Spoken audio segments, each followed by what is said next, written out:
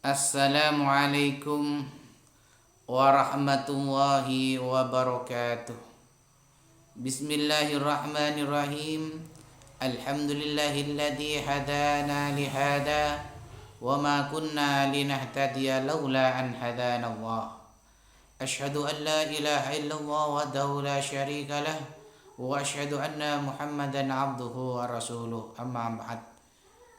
Alhamdulillah, segala puji syukur kehadirat Allah Ta'ala yang telah memberikan kesempatan kepada kita untuk bersua kembali dalam kegiatan pembelajaran secara virtual. Salawat dan salam semoga senantiasa tercurah limpahkan kepada junjungan kita Nabi besar, Nabi agung, Nabi Muhammad SAW. Anak-anakku yang berbahagia, siswa-siswi kelas 8A, B, C. Pada kesempatan kali ini Pak Guru akan menjelaskan tentang sujud sahwi. Sahwi berasal dari kata dalam bahasa Arab yang maknanya adalah lupa atau lalai. Jadi singkatnya sujud sahwi itu adalah sujud karena lupa. Sujud sahwi merupakan dua sujud yang dilakukan oleh orang yang melaksanakan sholat untuk mengganti kesalahan-kesalahan atau adanya tambahan-tambahan di dalam pelaksanaan sholat dikarenakan lupa. Jadi sebabnya adalah lupa. Sujud sahwi adalah sujud dengan tujuan menambal kekurangan dalam sholat, ya, atau kelebihan-kelebihan atau tambahan-tambahan di dalam sholat yang dilaksanakan sebelum salam. Jadi sebelum salam, tanpa harus mengulang atau membatalkan sholat. Hukum dari sujud sahwi adalah sunnah. Jadi hukumnya sunnah. Sujud sahwi ini banyak yang menjadi sebabnya. Sebab yang pertama adalah karena lupa terhadap rukun sholat. Misalnya yang pertama, lupa kekurangan rakaat sholat. Misalnya yang pertama kekurangan rakaat sholat. Sebelum salam misalnya atau setelah salam sadar kalau rakaatnya kurang, misalnya sholat maghrib baru 2 rakaat, kemudian salam. Maka setelah pada waktu ingat itu dia harus langsung berdiri menambah kekurangan rakaatnya, dan sebelum salam, ya, di rakaat terakhir sebelum salam dia melaksanakan sujud sahwi 2 kali. Atau yang kedua misalnya kelebihan rakaat, setelah salam dia sadar kalau sholat maghrib dia kerjakan 4 rakaat, maka ketika dia sadar langsung dia sujud sahwi. Ini yang pertama.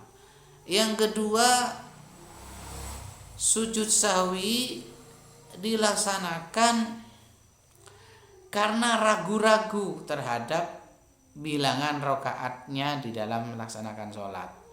Misalnya ketika dia itu mau di rakaat, misalnya dia sholat maghrib, dia ragu-ragu apa dia sudah 2 rakaat atau 3 rakaat. Nah, maka ketika ragu-ragu yang seperti ini, dia harus mengambil bilangan rakaat yang paling sedikit. Kalau dia ragu-ragu 2 atau 3, dia harus mantapkan, ya, kalau dia itu baru 2, jadi harus nambah 1 rakaat lagi. Dan sebelum salam dia harus melaksanakan sujud sahwi. Yang sebab selanjutnya, ya, sebab yang ketiga, sujud sahwi ini dilaksanakan karena meninggalkan sunnah ab'ad di dalam sholat.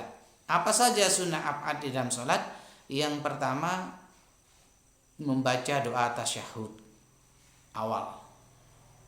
Yang kedua, duduk tasyahud awal. Yang ketiga, membaca sholawat pada tasyahud awal. Yang keempat, membaca sholawat pada keluarga Nabi pada tasyahud akhir. Yang kelima, membaca qunut. Yang keenam, tidak membaca sholawat kepada Nabi di dalam qunut. Dan yang ketujuh, tidak membaca sholawat kepada keluarga Nabi di dalam qunut. Nah, apabila 7 hal ini dia tidak kerjakan karena lupa, maka dia harus melaksanakan sujud. Disunnahkan dia melaksanakan sujud sahwi sebelum salam. Jadi penyebabnya adalah karena meninggalkan sunnah ab'ad.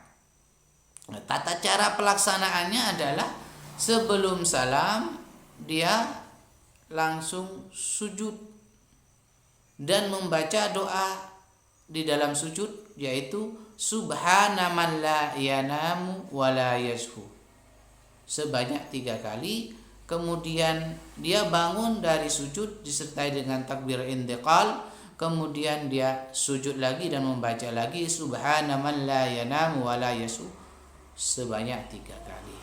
Apabila dia bermakmum dan menemukan imamnya lupa dan tidak diingatkan misalnya oleh makmumnya, misalnya imamnya tidak tasyahud awal, maka dia, kalau imam berdiri ya dia harus ikut berdiri.